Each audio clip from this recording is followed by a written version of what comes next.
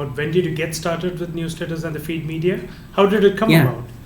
So it's interesting. So I knew a little bit about media and newsletters because when I was working at BCG, people were all people wanted like more first-party data. Like, and at that time, there was this sort of niche, nerdy thing happening in the web in general, which was like Google was getting rid of this thing called third-party cookies, and that was going to impact everybody. And everybody cared about first-party data because of that. Now it's more because of SEO. The jury's out on that one, by the way.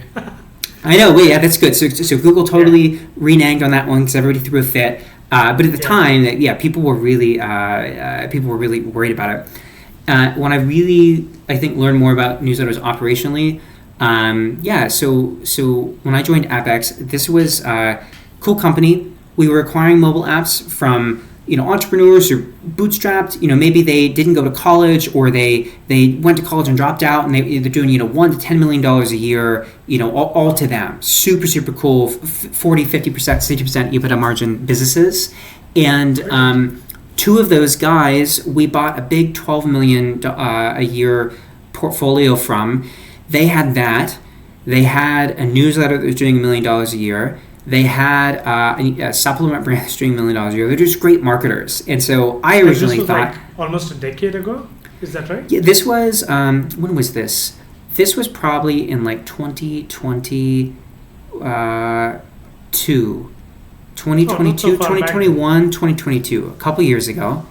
Great. And I thought like mobile apps are like widgets. They're like, this is cute. And then I got into that business like, wow, these are like, this is serious. I mean, these are awesome like entrepreneurs.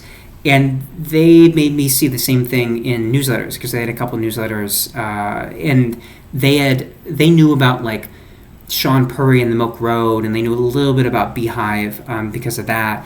And so they got me onto this idea of starting a couple of newsletters. And so I did that. I had one that was a crypto newsletter called Nifty Nest that we ended up selling to Milk Road, not for a lot of money, but just was like a small thing.